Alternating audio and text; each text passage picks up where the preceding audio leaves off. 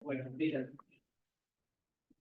Buenos días con todos, buenos días hermanos, hermanas, también para los que nos acompañan ya desde muy temprano en el Zoom. Qué gusto verles de esta mañana, como siempre han llegado a este tiempo de aprendizaje y eso, como siempre, nos alegra mucho que vamos a irnos preparando en este espacio. Para comenzar, un par de indicaciones, pedirles como siempre que puedan tener sus teléfonos en silencio para no interrumpir la clase, y a los hermanos del Zoom, igual si quieren hacer alguna participación, que puedan levantar su manito o indicarnos en el chat si tienen alguna pregunta o comentario para darles el espacio de participación. Bien, vamos a comenzar en esta mañana. Voy a pedirle a Josué, que es nuestro ayudante, que pueda guiarnos en la oración esta mañana para comenzar.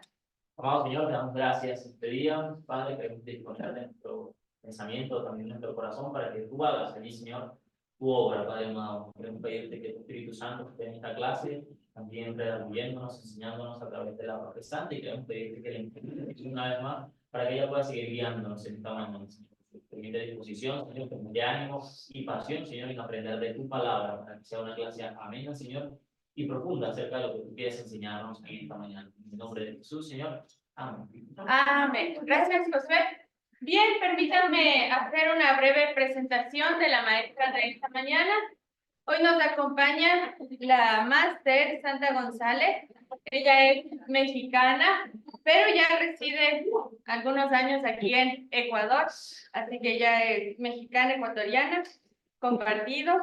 Es ministro exhortador de la Iglesia de Dios, profesora aquí en el seminario Semisud de varias materias y también de otras instituciones teológicas fuera del Ecuador. Ella es profesora de idiomas bíblicos, exégesis y hermenéutica. Y como a mí me gustaría decir esta mañana, también es una gran amiga mía, así que le damos los aplausos a la profesora de esta mañana. Muy bien, Santa, el tiempo es suyo. Gracias. Gracias, Mica, y gracias también por esta participación que nos permite tener en esta mañana con respecto a la Academia Bíblica.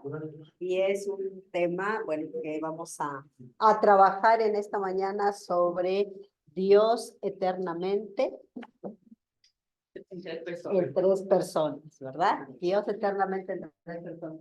Saludamos a los que están en Zoom, no sé cuántos están conectados digitalmente. ¿Cuántos? 37.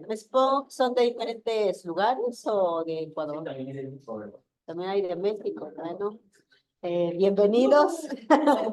Bienvenidos, y vamos a iniciar entonces nuestro, ¿qué sería? Charla, aprendizaje. Dios eternamente en tres personas. Creo que por las temáticas que leí cuando me mandaron la invitación para poder trabajar algún tema, me di cuenta de que se está actualizando o se está reactualizando o se está explicando de una manera un poquito más amplia nuestra declaración de fe, ¿verdad? Nuestro credo, como le decimos, pero en este caso de la Iglesia de Dios, porque la Iglesia de Dios tiene su credo, que son 14 puntos. ¿Y cuál es este? ¿Alguien sabe? ¿El quinto, el sexto, el séptimo, el octavo? Aquí está nuestra declaración de fe. Y es el segundo punto. El segundo punto que hace referencia a esta declaración. Ahora, para poder entender a lo mejor un poquito este segundo punto, voy a tratar de exponer, no de una manera objetiva, en el sentido de que no les voy a decir si son las tres personas, así. No, más bien, para poder entender esto y lo que voy a tratar de explicar, es que estas declaraciones de fe surgen en un momento determinado, surgen en un contexto determinado. Estas declaraciones de fe, aunque surgen en un momento determinado, que en este caso sería América Latina o todo el continente americano, porque, como ustedes conocen, la Iglesia de Dios tiene un trasfondo no solamente de América Latina, sino de otros contextos. Entonces, esas declaraciones de fe surgen en un momento y en un contexto determinado, sobre la base del texto bíblico, ¿es cierto? Pero también sobre la base de lo que ya se realizó a lo largo de la historia. Estas declaraciones de fe, que no solamente tiene la Iglesia de Dios, que tiene también la Alianza, que tiene las asambleas, pueden tener un tiempo, busquen en el internet la declaración de fe de la Alianza, la declaración de fe de la Asamblea, la declaración de fe de otras confesiones, y van a mirar que tienen casi parecidos los puntos, algunos incluyen, otros no se incluyen, algunos les dan mayor énfasis al tema de la santidad, otros le dan mayor énfasis al tema de la cuestión, en este caso del Espíritu Santo y otras cosas más. ¿Sí? Estas declaraciones, como ya mencioné, surgen en un contexto determinado, con un propósito determinado y con un objetivo determinado. Entonces, este tema de Dios eternamente en tres personas ya se había trabajado desde tiempo atrás, desde siglos atrás. Y como les mencioné, es sobre la base del texto bíblico, tanto del Antiguo como del Nuevo Testamento. Es un tema difícil, complicado. ¿En qué sentido? Nuevamente. Creo que todos tenemos esa inquietud. Hasta yo también, que soy profesora, y los estudiosos no saben explicar específicamente, digamos así, o detalladamente, ¿qué significa un Dios en tres personas? Porque esta perspectiva da pie para otras opiniones. Un politeísmo, tres dioses. Dios Padre, Dios Hijo, Dios Espíritu Santo. O como uno en tres. Y creo, no sé si ustedes hayan leído, los que están aquí, los que están en el Zoom, con respecto ya a este tema que vamos a conocer y que vamos a tratar de explicar qué es la Trinidad. La Trinidad. A eso se refiere este tema, Dios eternamente en tres personas. En pocas palabras, hace referencia a la Trinidad. Entonces, vamos a trabajar este tema en estos puntos. Una pequeña introducción, como ya les mencioné, desde las perspectivas que se tienen de esta temática, una revisión de la Trinidad, como ya les dije, desde tiempos atrás, este tema o este cuestionamiento que les mencioné, un Dios en tres personas, ha estado presente desde los inicios del cristianismo. Y vamos a mirar que va a haber algunos autores que dieron respuesta a este cuestionamiento o a esta temática.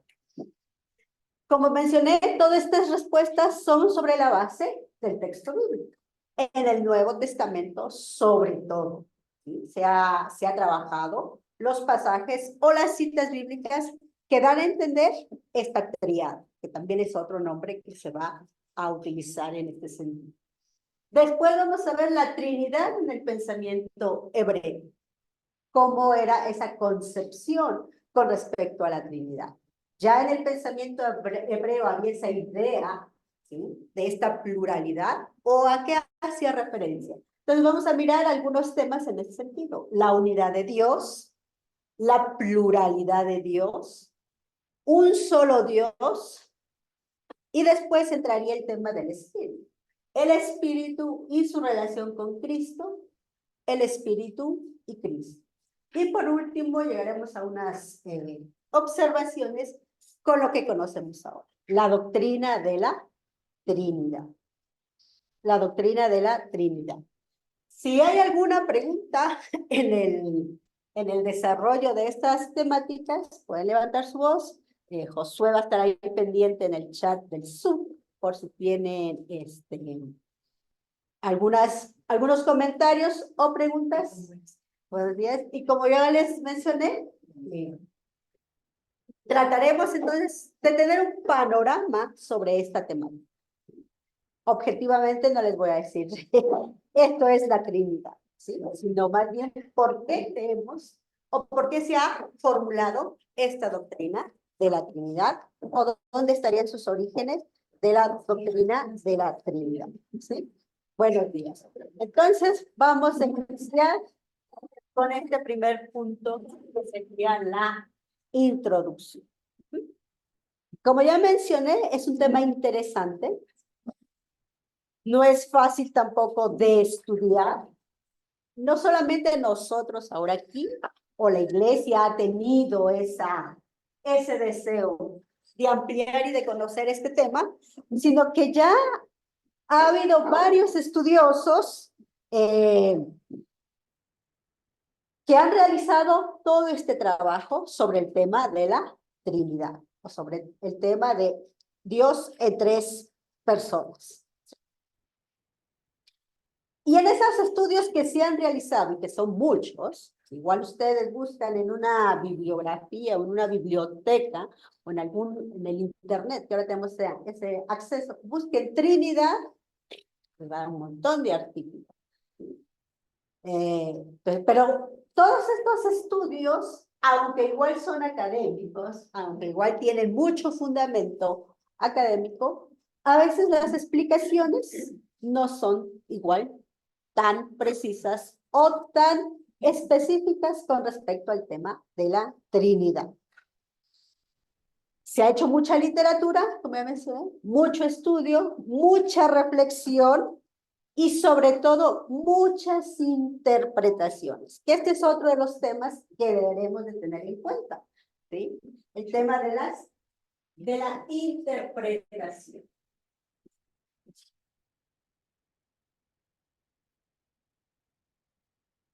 ¿Por qué el tema de la interpretación? Porque se ha leído el texto bíblico, esos escritos neotestamentarios y también del Antiguo Testamento, se entiende lo que está ahí y se trata de explicar que se entiende lo que dice tal o cual texto. Por ejemplo, el más conocido, bueno, en el Nuevo Testamento es Mateo 28:19. ¿Alguien se lo sabe? Ir por todo el mundo y predicar el evangelio a toda criatura. ¿Y qué más? Enseñándoles y bautizándoles en el nombre del Padre, del Hijo y del Espíritu Santo. Si igual buscan ese versículo en algunos comentarios, en algunas Biblias que tienen una referencia, van igual a explicar mucha información con respecto a esa información o esa explicación tiene que ver con interpretación. Que se entiende, se expone qué quiere decir ese texto. En este sentido, como ya mencioné, hay muchos estudios, reflexiones e interpretaciones sobre la Trinidad, sobre la base nuevamente de los textos bíblicos. Como ya mencioné, su estudio es muy amplio. Y esos estudios han sido abordados desde varias áreas. Desde el área bíblica, es decir, solo lo que dice el texto bíblico, o sobre la base bíblica, sobre el tema de la Trinidad, sobre la patrística. ¿Qué es la patrística? Son aquellos autores que después de los apóstoles son los que, digámoslo así, heredan el pensamiento de los apóstoles 12, sus seguidores, etc. ¿Sí? Estos autores cristianos también realizan todo un trabajo de reflexión, de investigación y plasman, de interpretación y plasman todo eso en sus documentos. Y estaríamos hablando del siglo II, siglo III, hasta el siglo IV, después de Cristo. Es decir, inmediatamente ya que es, digámoslo de esta forma, cesa el relato bíblico del Nuevo Testamento. Que nos dice los estudios que los libros del Nuevo Testamento, perdón, terminan de escribirse en el año entre el 90 y el 100 después de Cristo. Y también ya no se encuentran los testigos o los discípulos primarios o presenciales, en este caso, de Jesús. ¿Y quiénes son? ¿Son los discípulos de estos discípulos o son las iglesias que se han expandido y que también están con ese legado de la doctrina de los apóstoles, como dice Hechos? Estos apóstoles o estos seguidores se le ha dado en la historia el nombre de padres de la iglesia, que hacen todo un trabajo de reflexión y de estudio, no solamente de la Trinidad, sino también de Cristo, de Dios, de las Escrituras y otros temas. Y ahí es donde empieza a realizarse todo este trabajo de interpretación y empieza entonces a plasmarse lo que vamos a conocer como las doctrinas. No solamente la doctrina del Espíritu Santo, la doctrina cristológica, la doctrina eclesiológica, entre otras, ¿sí? Entonces, se han abordado estos estudios desde la Biblia, solo sobre la base bíblica, sobre la patrística, es decir, qué dicen los padres sobre la Trinidad. También sobre la teología o en base a la teología. Igual, en un momento determinado surge la teología. ¿Y qué es la teología? El estudio de Dios. Pero en esa teología que en un momento determinado surge como ya un estudio sistemático, ahí está nuevamente. ¿Qué es la Biblia?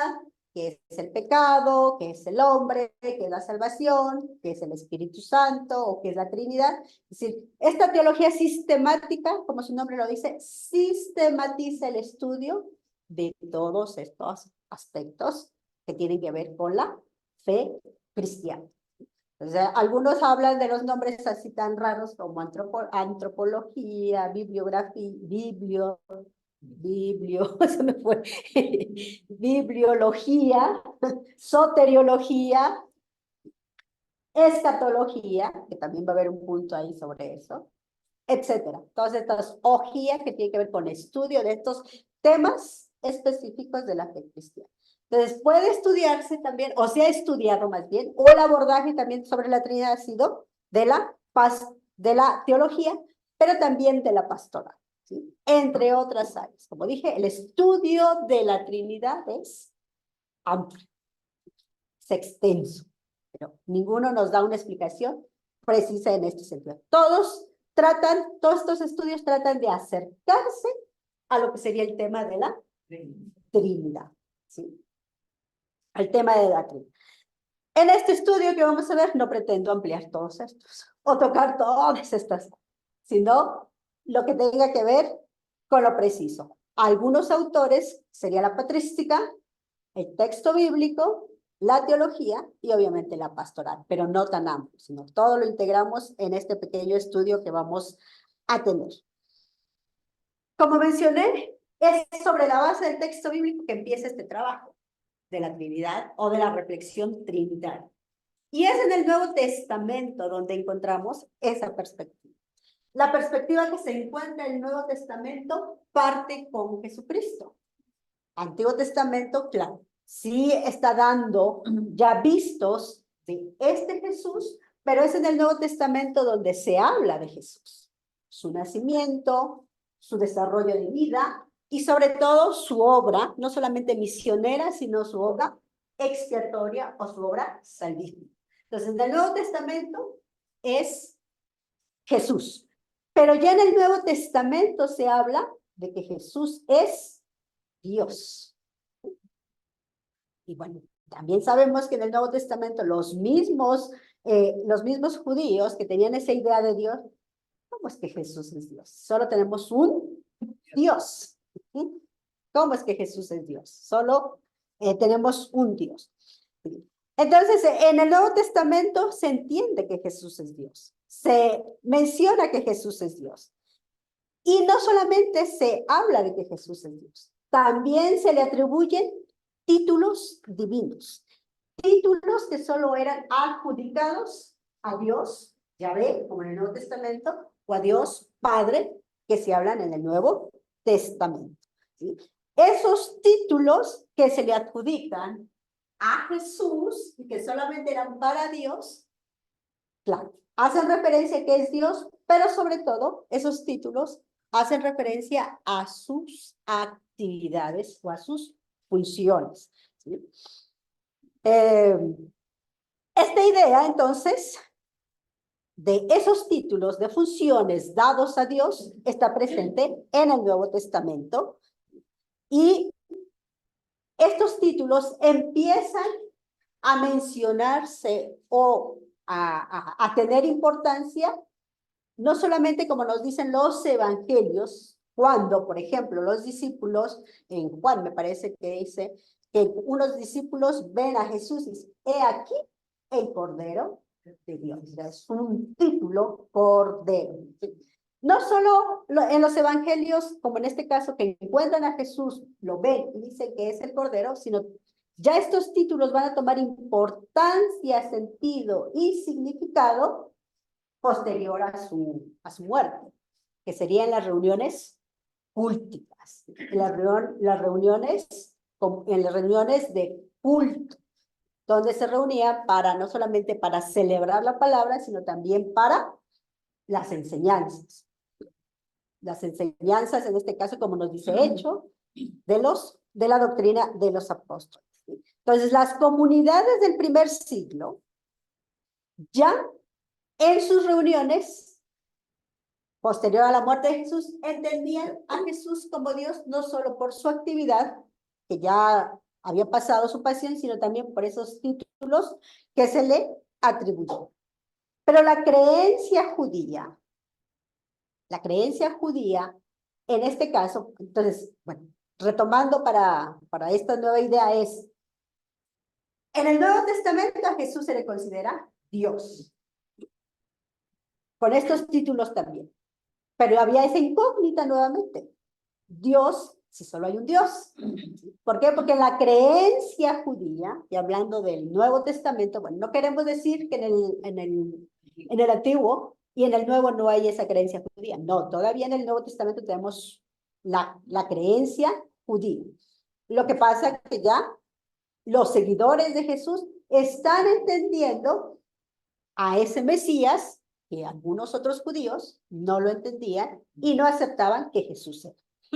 Entonces, en la creencia judía no se hablaba de dioses, o que había varios dioses, porque entonces ya tenemos a Dios Padre y Dios Hijo, que en este caso es Jesús.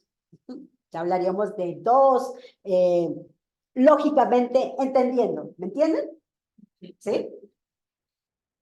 Porque en la creencia judía solo se hablaba de el monoteísmo, como se conoce. Porque se hablaba de la unidad de Dios. No Dios, dos dioses, sino la unidad de Dios. Ya en el Nuevo Testamento, entonces, esa idea va a estar presente. Padre e Hijo. Pero entonces, ¿cómo se llega a esa conclusión de que no son dos dioses, sino esa unidad, dos en uno, digámoslo ahora sí? Vamos más adelante. En la perspectiva judía era la unidad de Dios. Así es que cuando en el Nuevo Testamento se habla de la divinidad de Cristo, ahí empiezan las preguntas que todavía están presentes en nuestro tiempo y que no hay todavía una respuesta tan precisa. ¿En qué sentido surgen esas preguntas? Porque no solamente va a ser ahora Dios Hijo, sino ahora va a ser Dios, más adelante Dios Espíritu Santo. Entonces ya no son dos, ahora son tres. Entonces empiezan esas preguntas en el sentido de que ¿cómo podía ser Dios el Padre y ser Dios el Hijo? Y ser a la vez un solo Dios. Ya estamos hablando de dos, pero a la vez uno. Y ahora nos dice la Trinidad, ahora son tres, pero uno. Pues son esas preguntas que no están, que están presentes aquí y que ya estuvieron un tiempo muy atrás, ¿sí? Además, se añade, como ya mencionamos, la tercera, que es el Espíritu Santo. Y la pregunta también, las preguntas igual empiezan. ¿Cuándo estos tres, Padre, Hijo y Espíritu, cuando estos tres se les dio esa perspectiva de personas? ¿El texto bíblico hace referencia a ellos como personas o cómo se refiere a estos tres? ¿Sí? ¿Era también Dios el Espíritu Santo? Nuestra doctrina actual dice que sí, ¿verdad? Creemos que sí, creemos, y nuestra declaración dice que sí. Y si lo era, ¿cómo podría Dios ser uno y tres al mismo tiempo? Todavía siguen estas preguntas en este sentido. Y estas preguntas entonces van a regir no solamente el primer siglo o finales del primer siglo, sino también todo este tiempo. Aunque ya, hasta ahora todavía. Aunque ya no hay mucho trabajo en este sentido, porque es como si ya se hubiera dado respuesta con la doctrina o con las fórmulas doctrinales a estas interrogantes. Pero, claro, hemos aceptado la doctrina. Nos preguntamos, sí, a veces nos preguntamos, pero a veces no tenemos como estos espacios para reflexionar en este sentido, ¿verdad? ¿Hasta aquí está bien? Sí. Bueno, continuemos entonces el siguiente. Vamos a ver la revisión de la Trinidad con algunos autores. Y como ya mencioné, vamos a ubicarnos en el siglo II, finales del I, siglo II.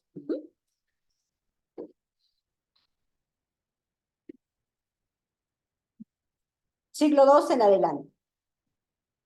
Estas preguntas que mencioné anteriormente son las preguntas que van a regir el siglo II y que entonces algunos autores van a querer dar la respuesta a estas preguntas, ¿sí?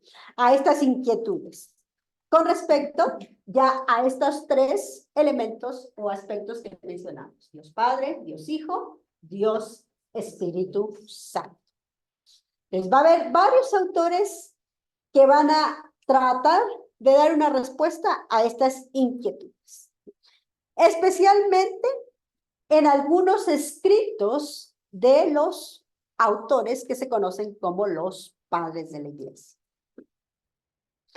No todos hablan de la Trinidad, solo hay algunos que hablan de la Trinidad.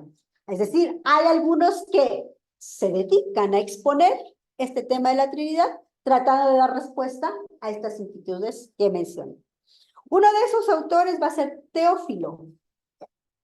Ahí está. Teófilo.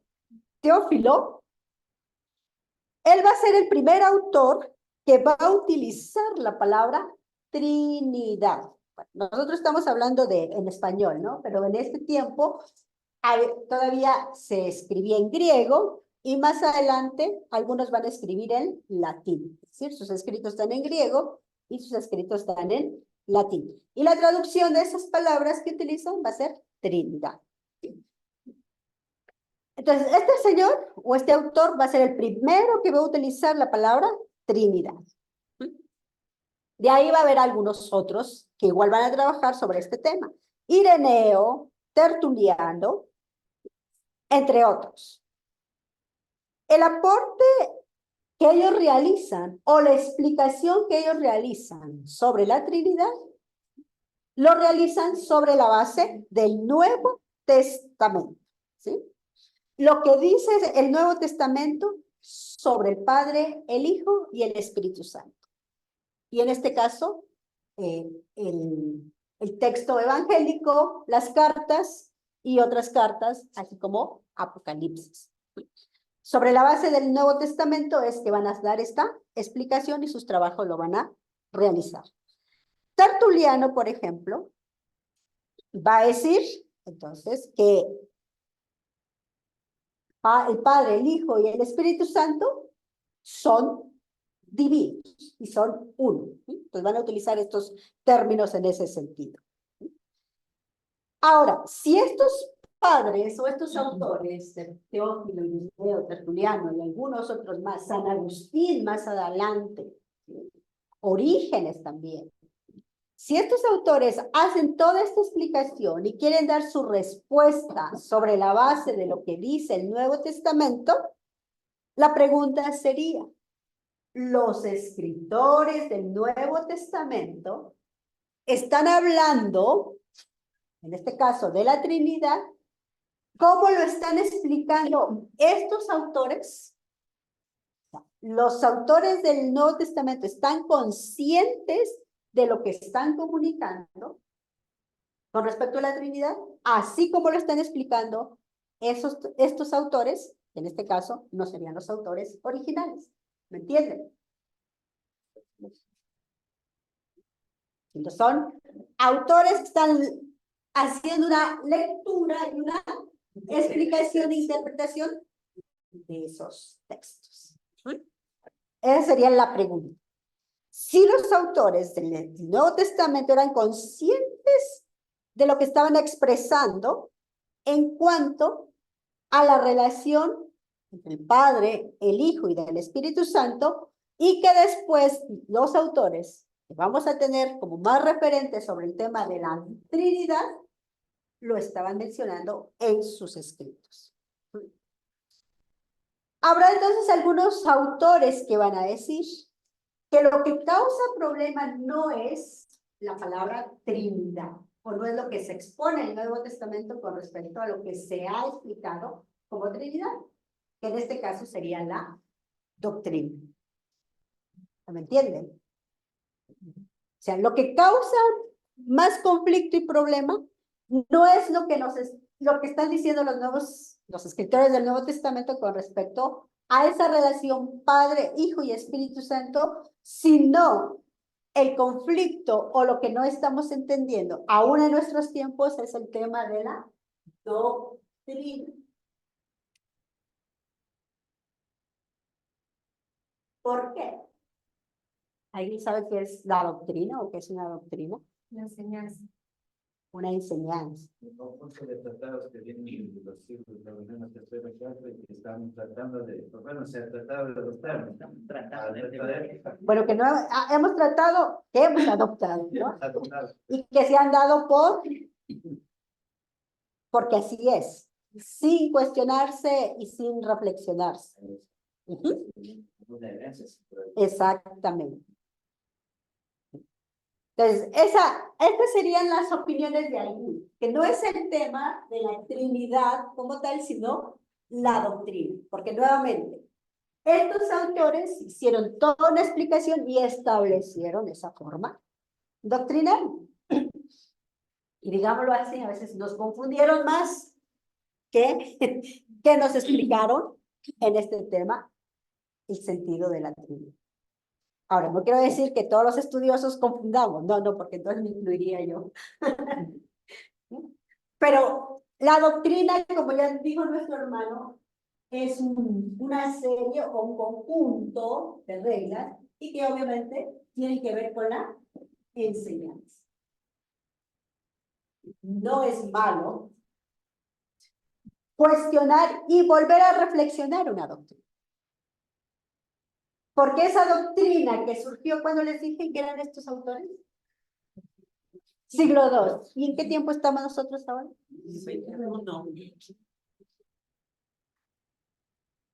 Nuevos contextos, nuevas generaciones, nuevos desafíos de la fe y muchas otras cosas más, ¿sí?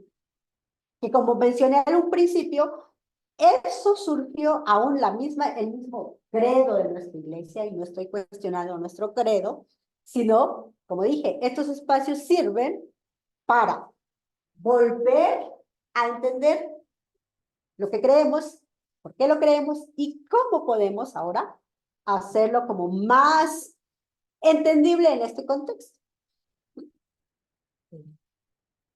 Hay que leer y volver a actualizar esa enseñanza. Nuevos desafíos, nuevas generaciones, etc. Entonces, la doctrina no es es el problema en este sentido con respecto a la Trinidad. ¿Por qué? Porque si nosotros miramos a estos autores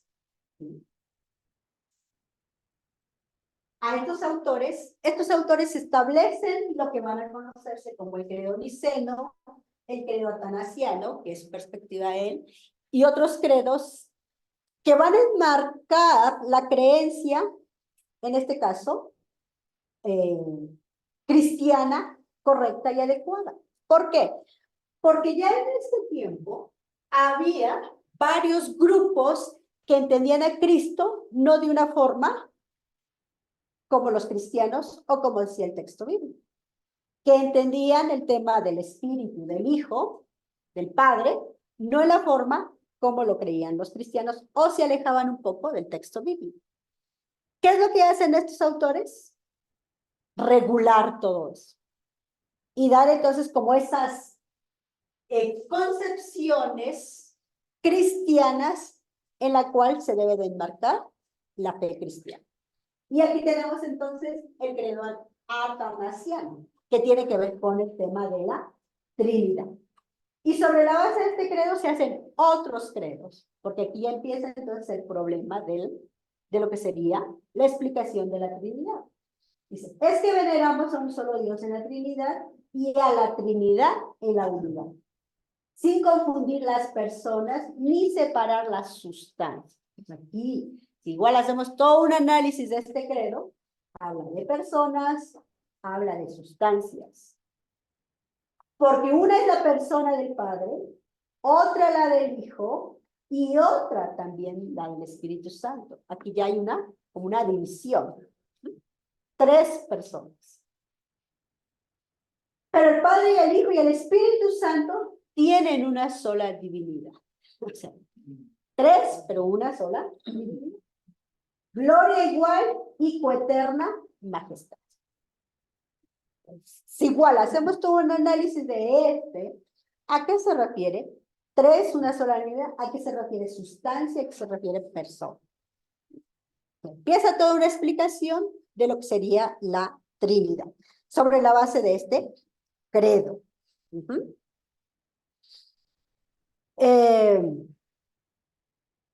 Entonces, nuevamente, el tema de la Trinidad va a estar presente en este periodo, en este siglo, del 2 en adelante, ¿sí? Sí, se basaron en el Nuevo Testamento, exactamente. Se basaron en el Nuevo Testamento, ¿sí? Pero los escritores del Nuevo Testamento también ya explicaron el tema de la Trinidad, pero no fue en los términos que hicieron estos autores. Porque estos autores van a empezar a utilizar otros términos para hacer referencia a la Trinidad. Uno de ellos va a ser el término griego trias, que significa triada, es decir, 3. Otros, en este caso es el término griego, trias, es decir, los escritores griegos. Y otros autores van a hacer referencia a la Trinidad con el término latino o en latín, trinitas, que es Trinidad. Se encuentra en latín, ¿sí? Todo esto lleva entonces a la conclusión de decir que no se sabe cuándo la doctrina de la Trinidad surgió por primera vez. O sea, como tal, que empezaron a explicarse, sí, pero ya había una idea de ese entendimiento de la Trinidad. O sea, específicamente no se sabe cuándo empieza la doctrina de la Trinidad. Porque el uso de la palabra Trinidad, como ya mencioné, tiene que ver con la doctrina y no tanto con lo que nos habla el Nuevo Testamento. Porque el Nuevo Testamento nunca habla de Trinidad. O no menciona la palabra Trinidad como, ni en griego, latín, por los escritores. ¿O alguien me puede decir un texto? Que hay textos que hacen referencia a estos 3. Sí, como ya leímos, como ya mencionamos, Mateo 28:19, ¿verdad? El Padre, el Hijo y el Espíritu Santo. Pero nunca va a decir, y estos son tres en uno solo. Nunca. ¿Quién empieza a decir eso? Los escritores. Escritores que leen el Nuevo Testamento. A eso nos referimos con la doctrina de la Trinidad. ¿Me entienden? ¿Sí? ¿Hasta aquí está bien? ¿Alguna pregunta, comentario? Génesis nos dice, hagamos al hombre, si es un solo Dios. ¿Cómo va a preguntarse o decir, hagamos al hombre? Génesis 1:26 es.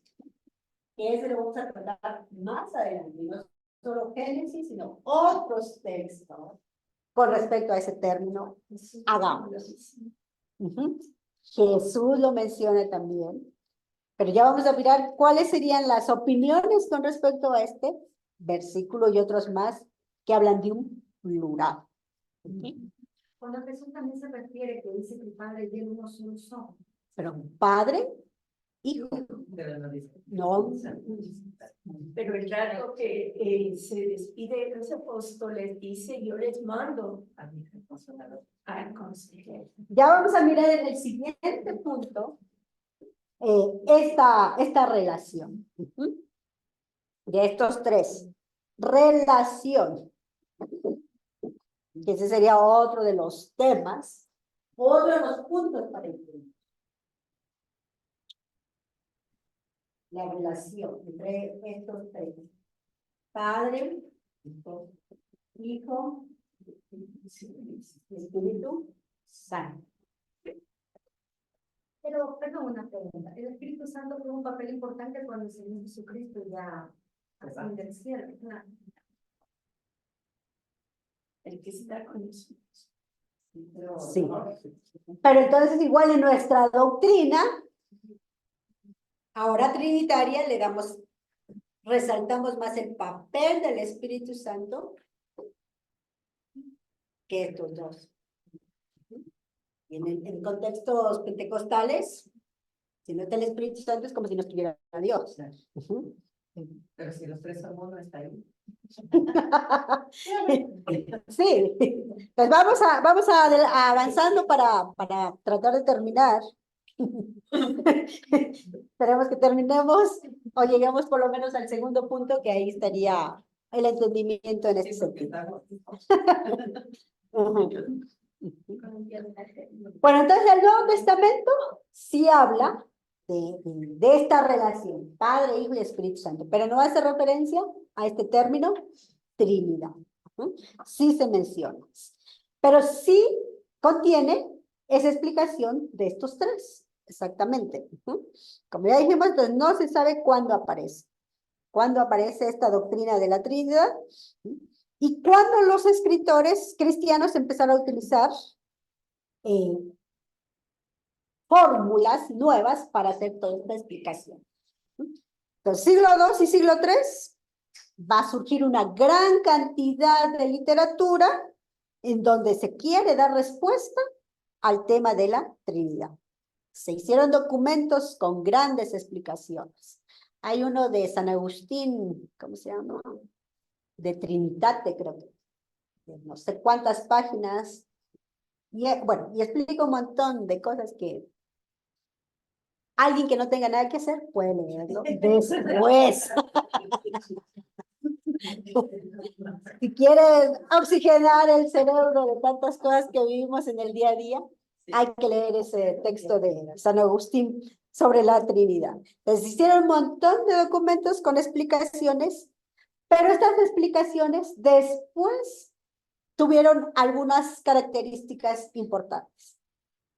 Ya en ese tiempo, siglo III, siglo IV, empezaron a surgir métodos con categorías filosóficas. Y también se utilizaron para las explicaciones de la doctrina. Y empezaron entonces a realizarse las explicaciones más sistemáticas. Es decir, el Espíritu como Hijo, el Espíritu como el Consolador, o sea, más de lo que dice Juan, ese Paracletos se volvió una explicación así. De una explicación sencilla, digámoslo de esta forma, de ese Paracletos que significa consolador, se fue hasta volúmenes extensos de estas explicaciones con respecto a la Trinidad. ¿Sí? Entonces, los trabajos de los padres de la Iglesia, tanto del siglo II, siglo III, después siglo IV y V, ¿sí? Aunque eran sobre la base del Nuevo Testamento, pero ya si hacemos igual la comparación entre los escritos de los padres de la Iglesia y los escritos del Nuevo Testamento, vamos a mirar diferencias, no solamente de estilo, sino también de explicación. ¿Sí? Así que entonces que vamos al siguiente punto. Estilo y carácter. Y otras opiniones con respecto de que posiblemente para el surgimiento del tema de la Trinidad fue sobre la base de los términos griegos que empezaron a surgir y hacer referencia a lo que veíamos en el credo, ¿verdad? Vimos persona, vimos sustancia. Es decir, esos términos, persona, sustancia, divinidad o esencia, están presentes en términos griegos. Como dije, empezaron a utilizar métodos con categorías filosóficas. ¿Cuáles son esos términos técnicos? Hypostasis, ousia, prosopon, que tiene que ver después con los términos latinos que también están presentes en los documentos de los padres latinos. Persona, substancia y esencia. Y que todo esto se va entonces a explicar o a decirnos que también tiene que ver con Cristo el tema de la naturaleza divina. La naturaleza divina. Persona, substancia y esencia. Igual. Hay explicaciones con esas categorías que a veces no se nos hace tan comprensible si no lo dicen de forma como más sencilla, más concreta, ¿sí? Entonces, todos estos temas o estos puntos que están aquí tienen que ver con lo que ya mencioné en los escritos de los padres y los escritos neotestamentarios. La base de los escritos, el resultado, esto. Bastante literario. Ahora veamos entonces el siguiente punto. ¿Qué nos dice el Nuevo Testamento con respecto a esto que hemos mencionado? Ya como el Padre, el Hijo y el Espíritu Santo. En el Nuevo Testamento vamos a encontrar que los primeros cristianos sí se interesaron en Dios el Padre y también en Cristo. Y Cristo como el Hijo. Sí, ellos entendieron o dan como una explicación o una referencia, aún en los escritos del Nuevo Testamento, como personas. Personas y no solo como agentes de la salvación. Sí. Dios envía a su Hijo no solamente para salvar. También tienen una característica y una relación específica en el Nuevo Testamento. Los primeros cristianos entonces entendían eso. Dios Padre, Dios Hijo. No solo como agentes de la salvación, sino que tenían una relación. Amaban tanto al Padre como al Hijo. Así es que si el Padre y el Hijo eran Dios, querían conocer cómo se relacionaban entre sí ellos, cómo había esa relación entre ellos. Y cuando ellos empezaron a discutir sobre la naturaleza de Dios, lo hacían o lo asociaban a su actitud por la tendencia a lo práctico. Es decir, no empezaron a hacer como toda una especulación con respecto a la naturaleza divina, porque ellos ya entendían que eran dioses. ¿Y cómo lo explicaban? No lo explicaban, solo lo entendían. Porque la perspectiva judía no era como la perspectiva griega, o el pensamiento judío no era como el pensamiento griego. pensamiento griego utilizó un montón de categorías para explicar solamente, por ejemplo, el tema de la persona o el tema de la sustancia. Ellos entendían Dios y el Padre,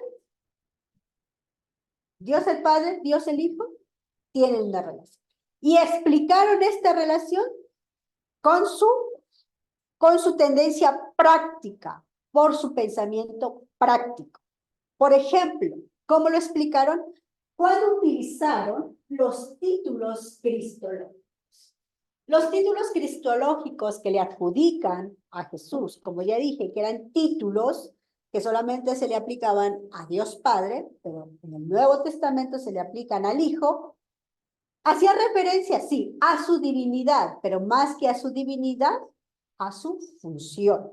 Estos títulos cristológicos aplicados a Jesús hacían referencia a su actividad o a su función. Por ejemplo, en Juan 1:1, la palabra, que es logos, ¿qué nos dice Juan 1:1? Y en el principio era el logos.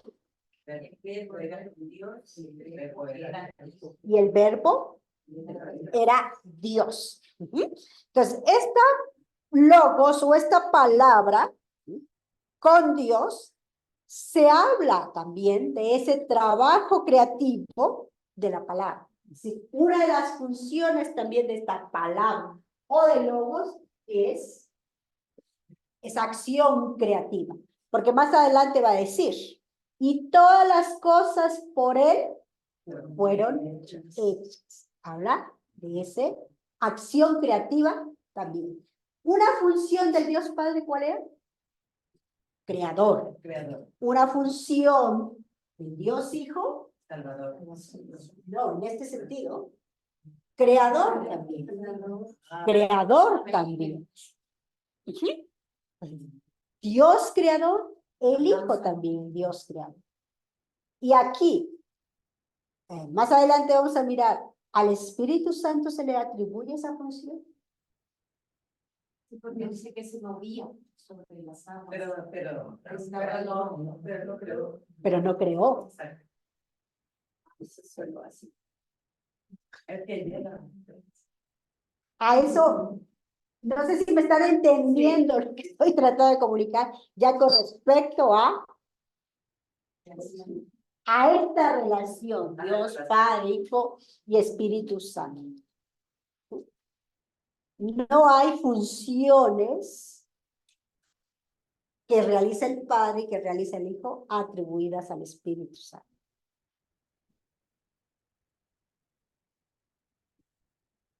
Bueno, vamos más adelante para darles la idea completa de esto que hemos mencionado. Entonces, al Hijo se le atribuye también esta función. No solamente son salvadores, sino también otra función que es propia del Padre, creador. Y otros más, ¿sí? Se habla del trabajo creativo de la palabra o de este, no. Entonces, los primeros cristianos estaban más interesados en el mensaje de la salvación que en cuestiones metafísicas como lo hicieron los padres en sus escritos. ¿Entienden? Los padres de la iglesia explicaron otras cuestiones que para los escritores del Nuevo Testamento no eran prioritarias, ¿sí? No eran indispensables. Volvemos otra vez, el problema no es la Trinidad, el problema es esa doctrina que se establece y que a veces no nos deja ir más allá en ese entendimiento. Entonces, los primeros cristianos, su propósito era conocer el mensaje de salvación o entender ese mensaje de salvación. Y la teología que está presente en el Nuevo Testamento explica ese interés, ¿sí? Les interesaba más la actividad del Padre y del Hijo que la naturaleza de Dios, según lo que nos dice su actividad creadora, actividad redentora, actividad salvadora. ¿Cómo? ¿Cuál era el cómo en el Nuevo Testamento? Como lo dice Pablo. Muerte y resurrección. Y bueno, y antes de eso, ¿cómo lo hizo Dios? Encarnándose con el Hijo. Bien. En el tema de la Trinidad, entonces, lo que nos interesa y lo que se debe entender en este sentido es la divinidad. Si Dios es Padre, su Hijo también es Dios. Sí. Vamos a ver más sobre la divinidad de Cristo y los testimonios que dicen que Él es Dios. Eso también está presente en el Nuevo Testamento. ¿Sí? La divinidad de Cristo y los testimonios que digan que Él es Dios. Las pruebas de la divinidad de Cristo, según todo lo que se ha realizado, se pueden clasificar en 3 grupos. Un primer grupo hace referencia de por qué Cristo o Jesucristo es Dios, porque el Nuevo Testamento y la práctica de la iglesia del primer siglo nos indica que Jesucristo fue adorado e invocado como Señor y Dios. Aquí hay un nuevo título que se le adjudica a Jesucristo, Señor. Señor en el Antiguo Testamento solo era para Dios. Ahora en el Nuevo Testamento es adorado como Dios, pero también es adorado como Señor, ¿sí? Fue adorado entonces como Dios y como Señor. Cantaron doxologías, le dirigieron oraciones, le invocaron como Señor y también como Dios, ¿sí? Es posible entonces que primero Jesucristo fue reconocido como Dios antes de que todo el pensamiento reflexivo de los padres le adjudicaran esa categoría o le adjudicaran ese título. ¿Sí? Lo adoraron, lo invocaron como Dios y Señor. La invocación como Cristo o de Cristo como Dios de las primeras comunidades cristianas, ¿sí?, lo confiesan y lo dicen. Es decir, la confesión central como Dios para Jesucristo va a ser este tema del Señor. Y esa confesión como Dios, reconociendo a Jesús como Dios, eso va a ser lo central en el tema de la Trinidad. ¿Sí? Porque ya no es solamente Jesucristo el Salvador, sino es Jesucristo, Creador, pero también Dios, con esas atribuciones de Dios. Dios. En segundo lugar tenemos a Jesucristo se le adjudican funciones, nuevamente, que solo eran para Dios. ¿Qué funciones? Funciones de juez o de juicio, funciones de salvación y la que ya vimos, funciones de creador o de la creación. Estas funciones solo eran dadas a Dios, como lo vemos en el Antiguo Testamento. Y en el Nuevo Testamento, la comunidad del primer siglo le atribuye a Jesús funciones de juicio o de juez, de salvación y de creación. En el pensamiento hebreo, estas funciones solamente para Dios. Eran funciones divinas, que solo las iba o las realizaba Dios. Podemos ampliarnos en el Antiguo Testamento. ¿Cómo? No solamente los profetas, sino también otros autores ven esa perspectiva en Dios Yahvé. Sobre todo los profetas, cuando hacen su denuncia de juicio. ¿Quién va a traer ese juicio? Dios. Y tercero, cuando se le adjudican los títulos o los títulos que se le dan a Cristo, sí, no todos los títulos tienen que ver con la divinidad. Maestro, Mesías, Salvador, Pastor, y algún Cordero, y algunos otros más. No todos son divinos. Solo hay uno que hace referencia a esa divinidad. ¿Y qué es? Hijo de hombre. Hijo de hombre que está presente tanto en el Antiguo Testamento como en el Nuevo Testamento. En el Antiguo Testamento se encuentra en Daniel y en el Nuevo Testamento vas a encontrarlo en los Evangelios. Los Evangelios sinópticos. Hijo de hombre. Hijo de hombre. Ese título, ¿sí? Hijo de hombre, hace referencia, en este sentido, a su divinidad. Título que está en relación al Padre. Porque ¿de quién es ese hijo? Padre. Está en relación con el Padre. Igual, entonces, este título, hijo de hombre o hijo de Dios, está en relación con lo que vamos a entender, el tema de la Trinidad, ¿sí? Relación, ¿sí? No subordinación y no también como aparte, ¿sí? Sino, como ya vamos a mirar más adelante, la unidad. No son aparte, sino esa relación que lo lleva a hacer un trabajo en conjunto. Porque a veces en las explicaciones doctrinales nos dicen la función del Hijo, la función del Padre, la función del Espíritu Santo. Disculpen la pregunta. ¿Hijo de hombre no se le atribuye por haber nacido de un ser humano? No necesariamente. En la teología del Antiguo Testamento tiene que ver con divinidad. ¿Sí? Dios engendran hijos. Igual ya es una concepción de influencia de otros contextos. No necesariamente como el ser humano, sino que Dios eligió al ser humano para su hijo es otra cosa. ¿Ok?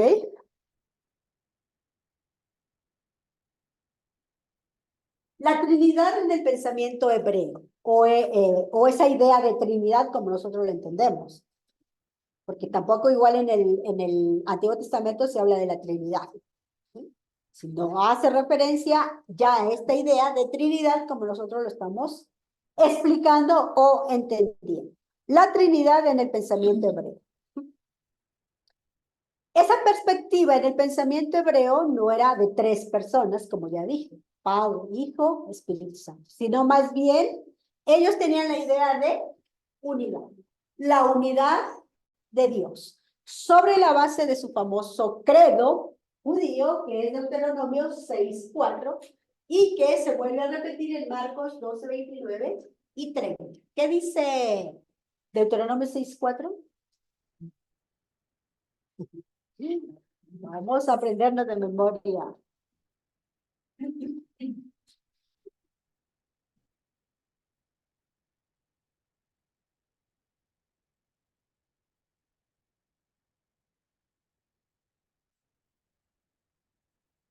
¿Qué dice? Jehová nuestro Dios, Jehová uno es. Y vuelve a retomarse en Marcos 12:29 al 30. La unidad de Dios. Uno. Dios es uno, como lo dice su artículo de fe o el credo de fe judío, y que actualmente lo siguen entendiendo de esta forma, ¿sí? Su credo, su base fundamental de la fe judía. Jesús lo va a citar nuevamente, pero en relación con la ley, como ya dije, en Marcos 12:29 y 30.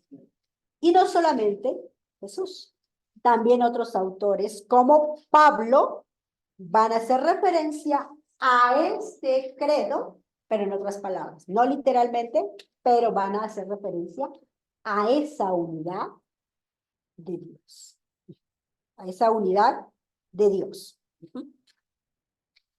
Es decir, la perspectiva judía era no muchos Dios, uno. Dios, un solo Dios, lo que se conoce como el monoteísmo. Monoteísmo judío o el monoteísmo bíblico. Por eso algunos nos acusan, los cristianos, no de monoteísmo, sino de un politeísmo, porque tenemos 3 dioses, Padre, Hijo y Espíritu Santo. Porque la doctrina da a entender eso. Las explicaciones que se hicieron, como ya vimos, el credo da a entender eso. Pero este monoteísmo se puede explicar más adelante también con algunas ideas de que sí, hay un monoteísmo, pero se habla de una pluralidad de Dios, pero no de varios dioses. ¿En qué sentido una pluralidad? Nuevamente, hace referencia de que va a haber como algunos autores van a hablar igual como que una extensión de Dios. Esa extensión de Dios a través del Hijo. Esta personalidad de Dios a través del Hijo. Digámoslo en estas palabras. Yo no tengo hijos, pero algunos de ustedes tienen hijos. Y a veces cuando le dicen, igualito al papá, los mismos gestos, lo mismo que hace, o sea, es una extensión, pero su psicología y su físico es otro. En ese sentido, a veces se entendería cuando se hablan, o algunos autores van a hacer referencia a la explicación de la Trinidad en ese sentido. Sí, 3 personas, pero la extensión de Dios en el Hijo y en el Espíritu Santo. Esa es otra explicación. Pero en este caso, cuando hablamos de la pluralidad de Dios, que se encuentra también en el pensamiento hebreo, no es como lo van a explicar los padres de la iglesia. Más bien, los padres de la iglesia son los que hablan de esta pluralidad sobre la base nuevamente de la lectura, tanto del Antiguo como del Nuevo Testamento. Y ellos afirmaban que hay varios testimonios en las páginas del Antiguo Testamento que hacen referencia a esto y que llevan entonces a ese fundamento bíblico para el tema de la Trinidad. ¿Sí?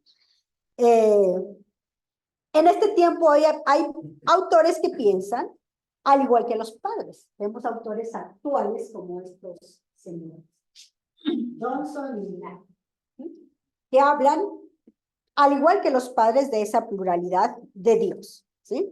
Dicen que los hebreos combinaban su creencia en un solo Dios, pero que aunque hablaban de un solo Dios o creían en un solo Dios, combinaban ese conocimiento con la pluralidad de la divinidad.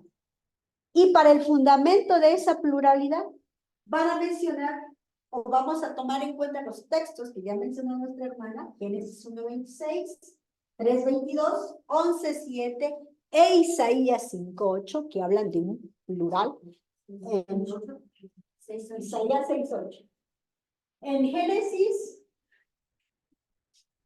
1:26 dice, hagamos al hombre.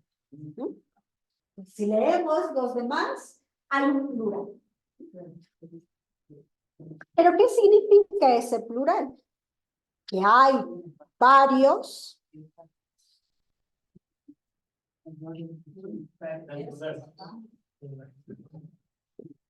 Plural, primera persona.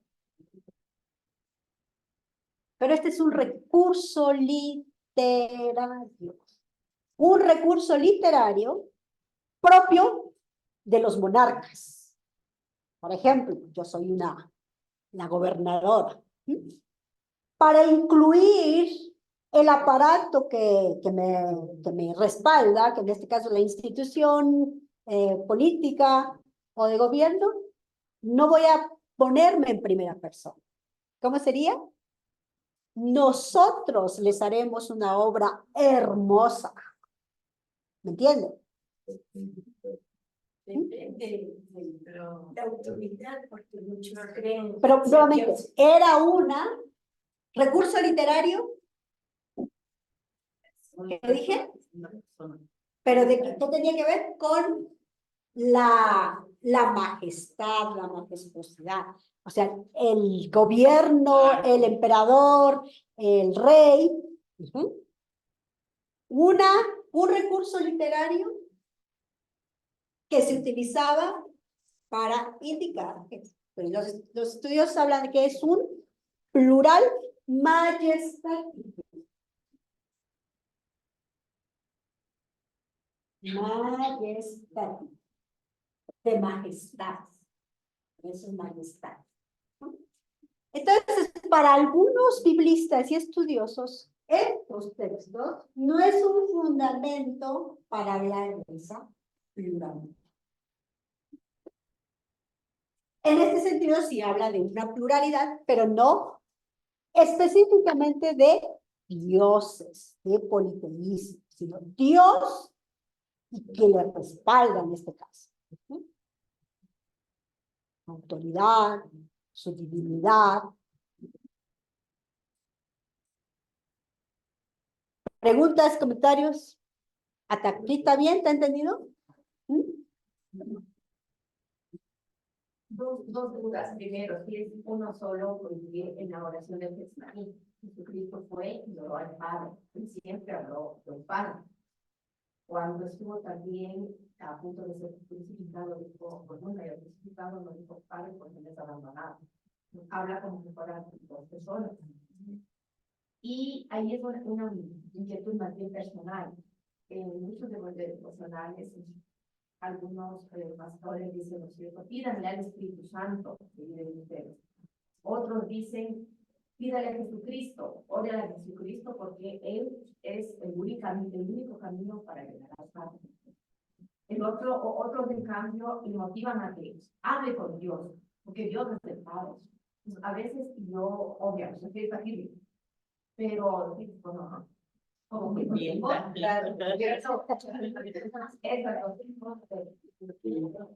dijimos en un principio que sí, que no, en el Nuevo Testamento, sí se habla de que son personas, padre e hijo. Padre e hijo, y ahí está relación.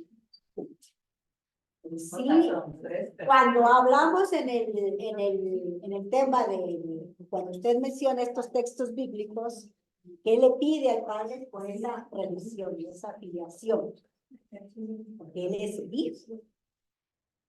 Ahora, volvemos otra vez en nuestras enseñanzas, es cierto, algunos enfatizan al Padre, otros enfatizan al Hijo y otros enfatizan el Espíritu Santo. Pero creo que ya lo dije, esta relación no es que haga la diferencia, sino los tres no son. O sea, no sé cómo explicarles, porque no tenemos como que las palabras, queremos como que algo objetivo, ¿sí? En cuestiones teológicas, o como algunos otros dirán, el misterio de la salvación, de la Trinidad, no lo podemos explicar.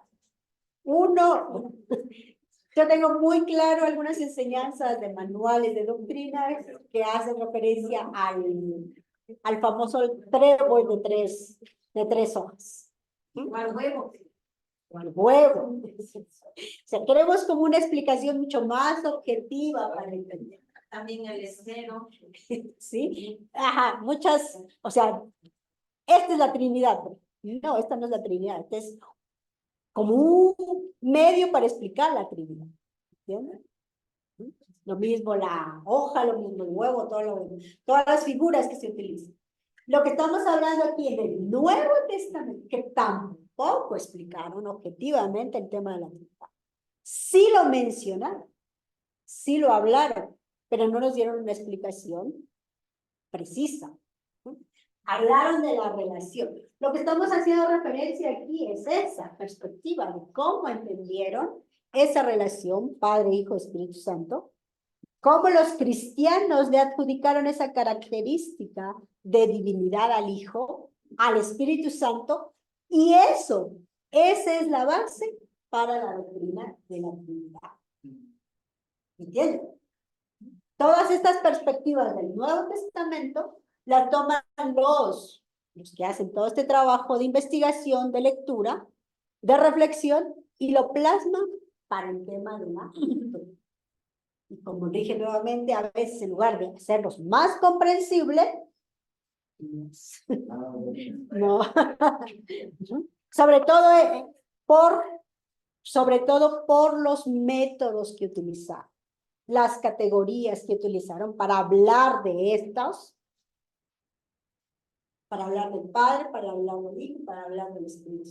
Sistematizaron, como dije, tanto que ampliaron un poquito más la perspectiva bíblica, pero con los métodos y las categorías de ese tiempo, de ese momento que utilizaron. Entonces, retomando las citas, hablamos de que ahí se habla de un plural majestad, ¿sí?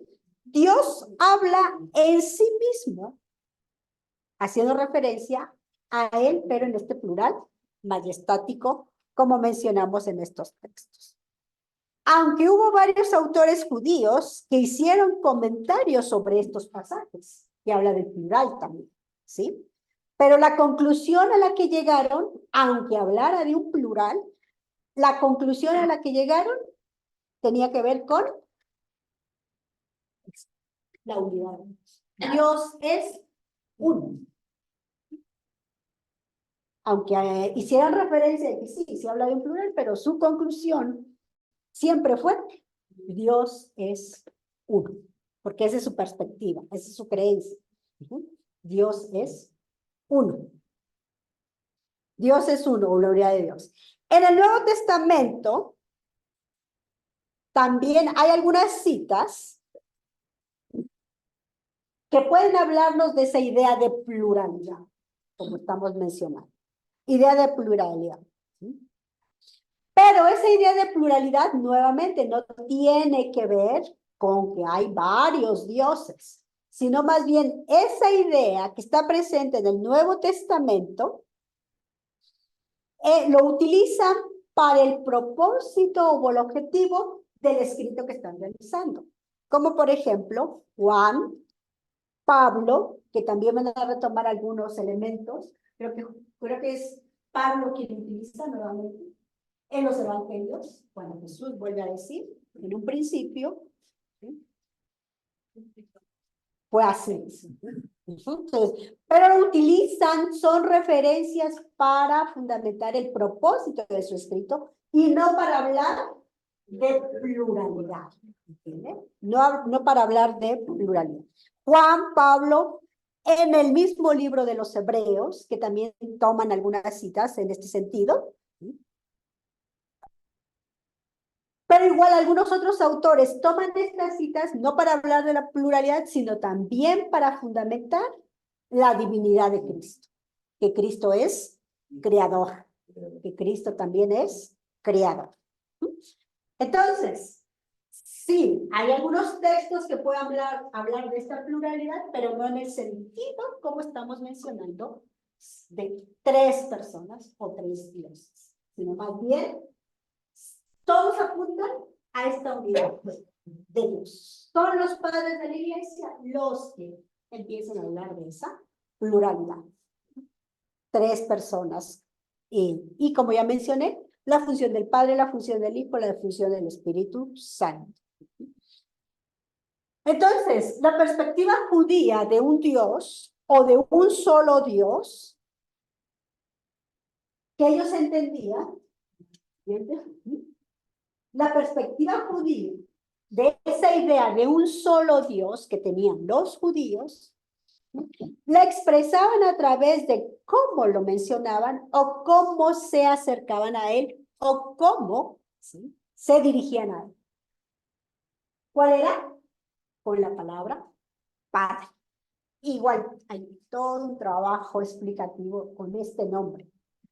Padre. El arameo Abba o Ab. Hay hasta libros con respecto a eso.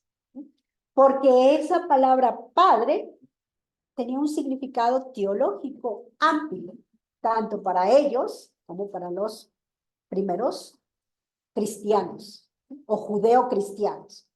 Porque los primeros cristianos o judeocristianos tenían este trasfondo.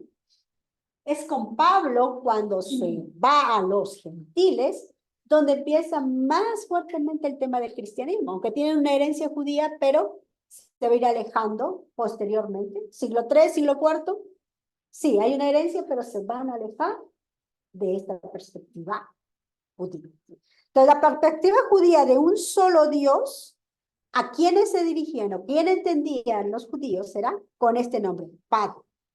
Y no solamente era una designación, era un título importante.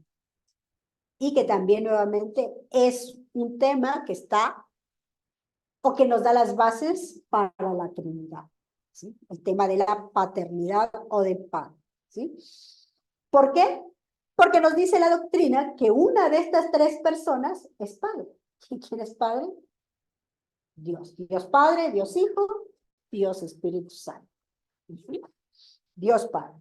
Tenemos varias citas bíblicas, como ahí, 2018, 229, que también está en relación con Deuteronomio 6:4, Mateo 23:9, Romanos 3:30, 1 Corintios 8:4, y varios pasajes del Nuevo Testamento que no solamente van a presentar a Dios, ¿sí?, sino a Dios uno, único, uno solo.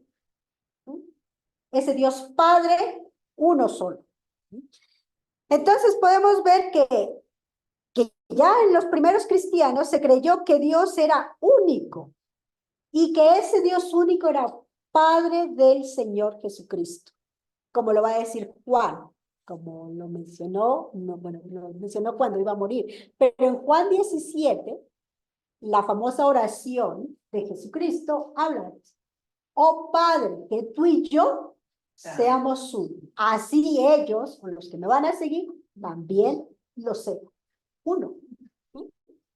Entonces, Dios Padre es el Padre de Jesucristo, de Jesús.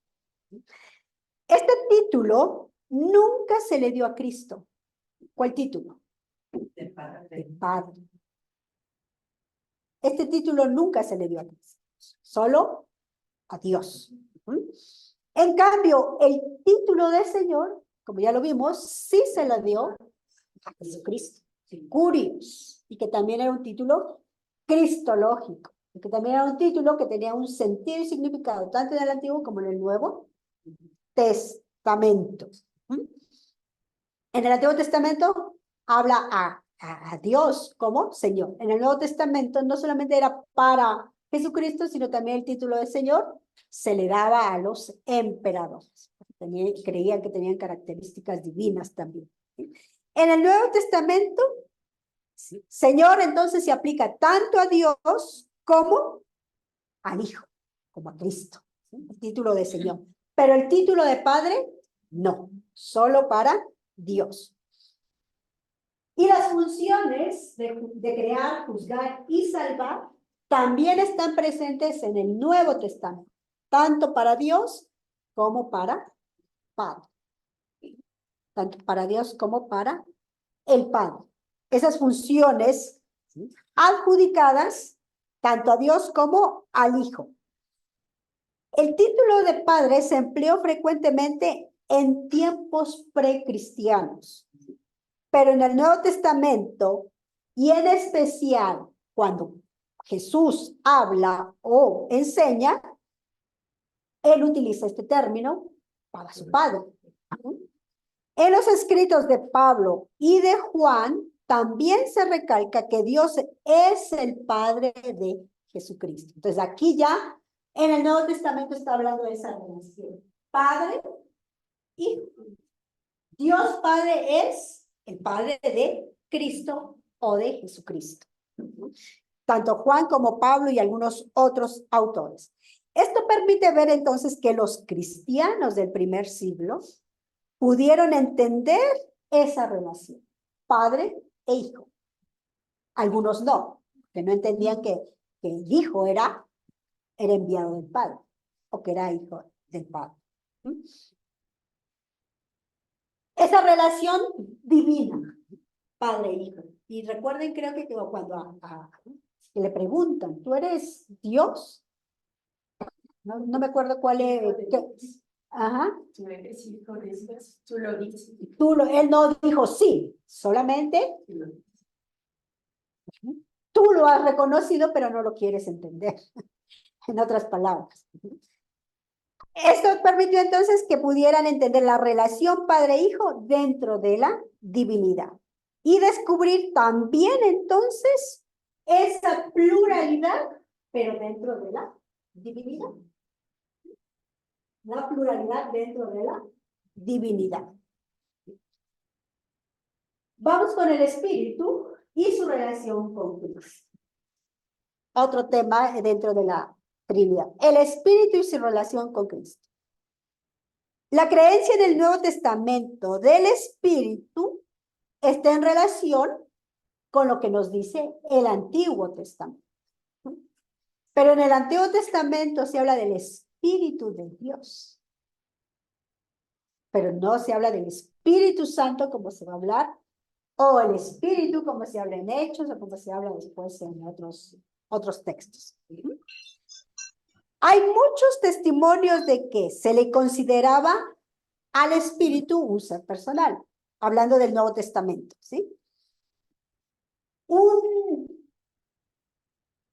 ser personal que era capaz de discernir, que era capaz de juzgar, que era capaz de hablar, que era capaz de experimentar pena y dar su aprobación.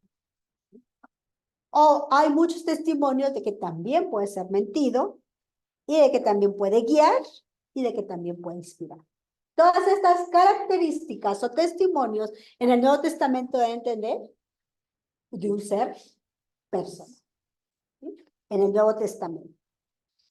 En Hechos específicamente, en el libro de los Hechos, hay 62 alusiones al Espíritu. De esas 62, 18 va a presentar al Espíritu en términos de persona. Que habla, que prohíbe, que designa, que envía, que testiga, que arrebata y otras cosas más. Lo vemos en el libro de los Hechos. Hay otras alusiones que describe cómo los hombres se les infunde el espíritu y actúan en el espíritu y a través del espíritu. Aunque tiene también otras categorías y características el espíritu. Pablo habla del espíritu como si fuera una persona. No tenemos ahí las citas, pero lo encontramos en Romanos 8:14, 16:26, Génesis, Gálatas 4:6, Efesios 4:3. También como que Pablo da a entender, o más bien expresa en estos escritos, que el espíritu es como una persona. Intercede por nosotros, somos morada de él, o él es nuestra morada, etc. En Juan, del Evangelio de Juan, nos va a hablar que el Espíritu atestigua, habla, enseña, conduce, guía, y es nombrado con el nombre Paracletos, famoso Paracletos. Y es Juan el único que utiliza este término para hacer referencia al Espíritu. El Paráclito, algunos dirán, otros dirán el Paracletos. El Paracletos. Su traducción es confortador, abogado. Este término es un título personal, o que hace referencia a personas. Otras citas vamos a tener en el Nuevo Testamento que igual que el Espíritu Santo es personal, como en 1 de Pedro 4:1, Hebreos 3:7, Apocalipsis 2:11, 2:7, en el 17, en el 29, en el 13:22. En algunos textos del Apocalipsis dice que habla el Espíritu. Hay características personales. También habla de que da poder a personas para poder realizar o actuar a través de él. Entonces, si son características personales, pero si estamos mirando la divinidad y por qué Cristo era considerado divino y por qué Cristo era considerado hijo de Dios, eran sus títulos, era lo que hizo la iglesia cristiana de adorarlo, de considerarlo Señor, aunque el Espíritu Santo tiene muchas funciones parecidas, tanto al Padre como al Hijo, pero no se le atribuyen los títulos. Nuevamente, esos títulos no quiere decir que no sean divinos, pero títulos que le dan como ese peso mucho más fuerte, en el sentido como Padre e Hijo. El Espíritu es, si hay una relación con el Padre y el Hijo, pero que actúa ahora por el Padre y por el Hijo. El Padre sigue siendo Salvador, el Padre sigue siendo Creador, el Hijo sigue siendo Salvador, sigue siendo Creador, pero esas funciones, puedo entenderlo así, que son características de Padre e Hijo, que ya las realizó para sus creyentes, es el Espíritu quien va a ayudarles en esa salvación y en esa creación, o esa nueva creación. Es el Espíritu que sigue estando en relación con el Padre y el Hijo. ¿Por qué? Porque igual no hay muchas alusiones, otra vez, al Espíritu Santo, como lo veíamos, con respecto al Hijo.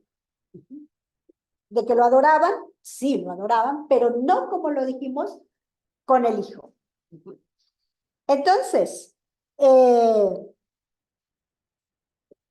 algunos autores van a hablar como de dos perspectivas con respecto al Espíritu.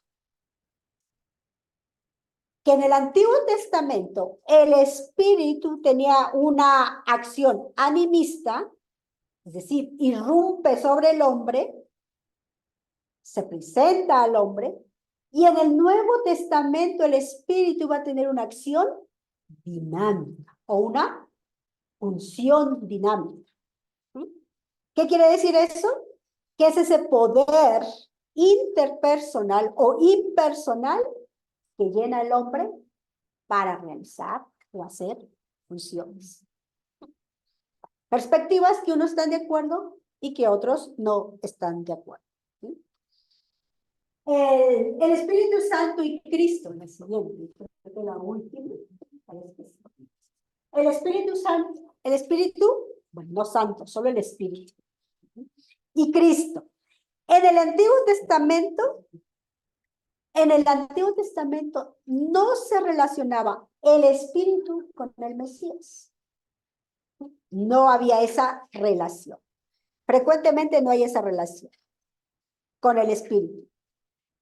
Isaías sí va a profetizar, Isaías 11:2, 61, 42:1. Isaías sí va a profetizar de la venida de un príncipe, o de un salvador, o un dirigente, que en él reposaría el Espíritu.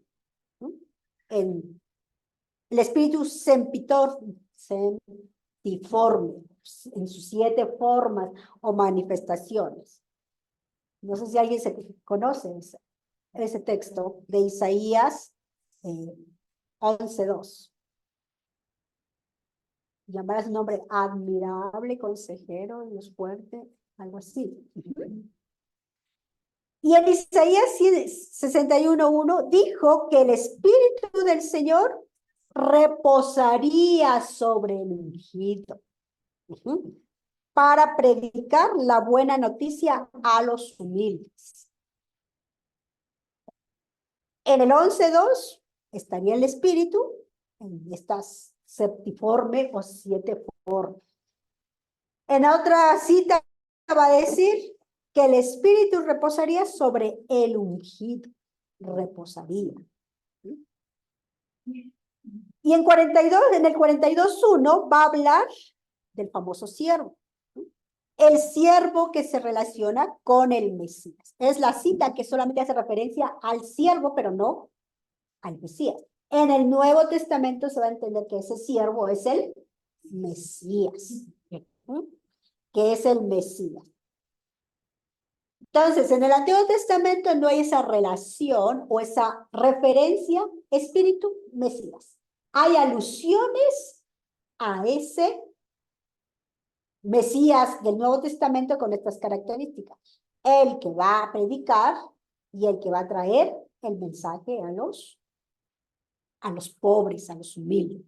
Es el espíritu que atestiguará cuando repose de que ese es el Espíritu de Dios, es el que va a atestiguar de que ese es el ungido y de que ese es el Mesías.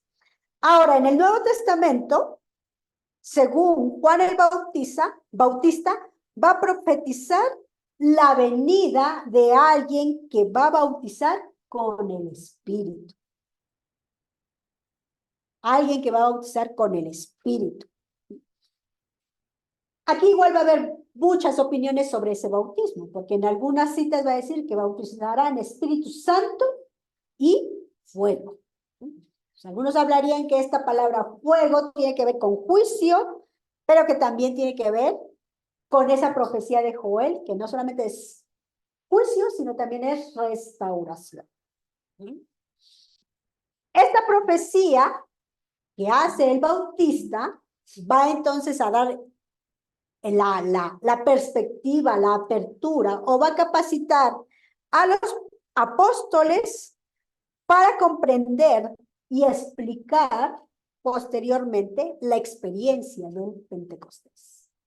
Para que estén preparados a esa experiencia del Pentecostés. Entonces, no es casualidad que Juan Bautista hable de este bautismo. ¿Por qué? Porque ese bautismo va a hacerse presente en la experiencia de Pentecostés. En los escritos de Pablo también hay alusión al Espíritu, pero aquí ya lo va a unir Cristo. Es en el Nuevo Testamento. Espíritu y Cristo. En algunos pasajes se puede apreciar la relación entre el Espíritu y Cristo, como 2 Corintios 13, 17 y 18, también en Romanos 8:26, 8:9, en otros textos más. ¿Sí?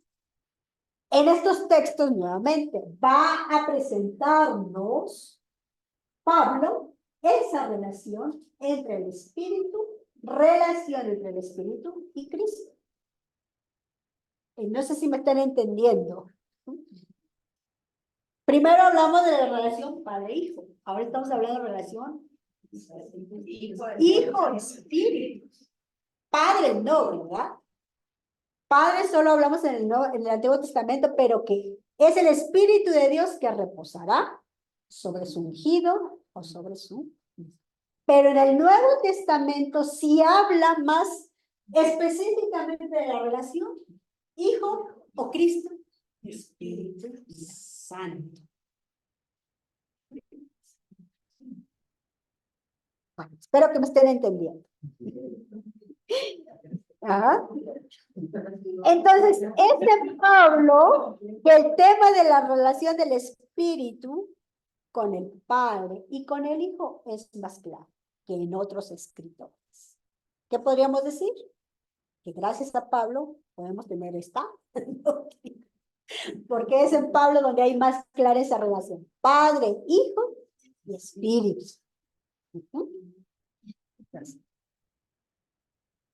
Con todo esto que hemos mencionado, podemos decir entonces que el Espíritu es el don que el Padre y el Hijo otorgan a su iglesia, a los discípulos. Es ese regalo que otorgan el Padre y el Hijo a los discípulos. A nosotros, a la iglesia, sí. Todo esto que hemos mencionado, como ya dije, lleva a lo que conocemos ahora, la doctrina de la Trinidad, que ya dijimos que se hace sobre la base del Nuevo Testamento. Todo lo que nos habla el Nuevo Testamento. Fórmulas que los estudiosos han sacado, fórmulas trinitarias. Una de ellas es Mateo 28, 19, otra la encontramos en Pablo, en Tesalonicenses, que se han conocido como fórmulas trinitarias, que mencionan al Padre, al Hijo y al Espíritu Santo. Y va otra vez las preguntas. Estas fórmulas dan el tema de la Trinidad, o de la doctrina de la Trinidad, o ya se creía en una doctrina de la Trinidad en estas primeras comunidades, ¿sí? Según estas fórmulas. ¿O cuándo aparecieron estas fórmulas? Si vemos que en los evangelios, la comunidad y en el Antiguo Testamento no se hablaba de estos. Bueno, igual, hay toda una explicación de cuándo podría darse este origen o esta relación. Amplio es el tema, pero no vamos a hablar de todas estos aspectos, sino más bien a lo que estamos mencionando aquí.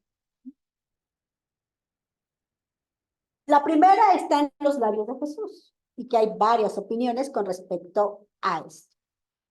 Pero una de las opiniones es que es posible que esta fórmula es parte ya de una enseñanza, así como nosotros en nuestro creemos en Dios, Padre, Hijo y Espíritu Santo.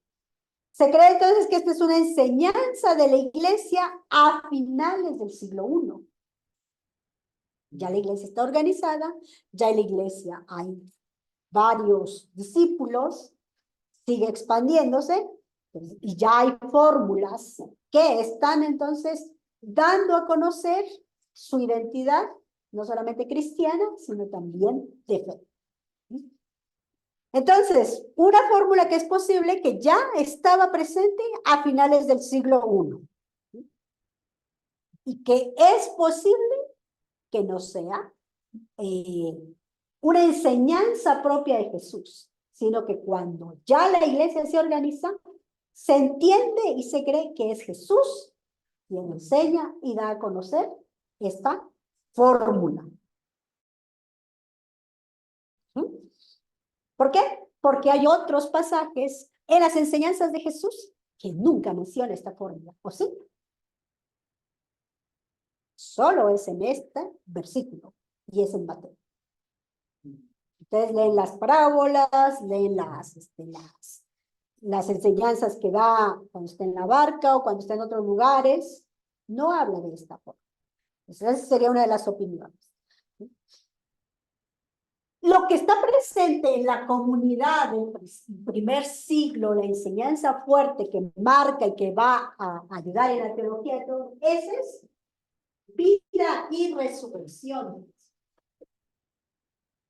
Jesús, que es el Hijo de Dios, se encarnó y que vino con ese propósito salvífico, es quien recibe el Espíritu durante su vida terrena y es quien le imparte el Espíritu a los otros, a sus seguidores, a sus discípulos, después de su resurrección. Y sabemos que es Pablo quien empieza primero a hablar sobre esa experiencia de resurrección. Aunque los evangelios nos hablan de eso, sí, de todo lo que sucede con Jesús, pero los escritos primeros del Nuevo Testamento no son los evangelios, son los escritos de Pablo. La experiencia de Pablo lleva entonces a lo que ya hemos mencionado. Entonces, ellos, los primeros cristianos, empiezan a hablar de la vida y resurrección de Jesús y cómo recibe el Espíritu y cómo el Espíritu también se nos da o se nos regala a ellos. Es la clave, entonces, para entender esta relación, Padre, Hijo y Espíritu Santo, ¿sí? La iglesia posterior, los padres, durante muchos siglos, ha interpretado la doctrina sobre Dios o hicieron toda interpretación sobre Dios y sobre la Trinidad con estos términos. Metafísica bíblica. Pero los escritores bíblicos no utilizaron esos métodos, sino expresaron lo que vivieron, lo que experimentaron en esa relación con Dios y con su Hijo y con el Espíritu Santo. No nos quisieron dar una doctrina como la formularon después, sino la experiencia con el Padre, con el Hijo y con el Espíritu Santo, ¿sí? Eso es, en este caso, la Trinidad. Esa relación con el Padre, con el Hijo y con el Espíritu Santo. Y si queremos saber más, hay que seguir buscando y leyendo las Escrituras. Espero que no les haya confundido y que querían saber por qué era la persona. No, sino más bien por qué surge esta doctrina y por qué creemos en esta. Muy bien. Bravo.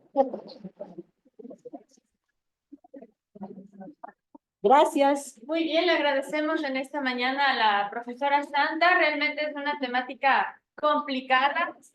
Desde el inicio, en los primeros siglos, había la discusión qué mismo era, ¿no? Digámoslo así. Y hoy todavía tenemos las preguntas, ¿qué mismo es? Pero lo importante es que todos, si no me equivoco, todos aquí creemos en los tres, Padre, Hijo y Espíritu. Entonces, ahí hay que aplicar entonces el consejo de la profesora Santa, seguir leyendo las Escrituras para aprender más de esta temática que ahí la encontramos. Muy bien, unas indicaciones finales, hermanos. Gracias, Santa, por la clase. Siempre recordarles que puedan a los hermanos del Zoom mantener su nombre en el dispositivo para la asistencia. A los hermanos de aquí, pues, y para los del Zoom, la próxima clase nos va a estar acompañando la pastora Olga, quien nos trae la temática la iglesia y el servicio. Así que tenemos una próxima cita el sábado con la pastora Olga. No falten, mis hermanos. Gracias por su participación. Pueden continuar al refrigerio.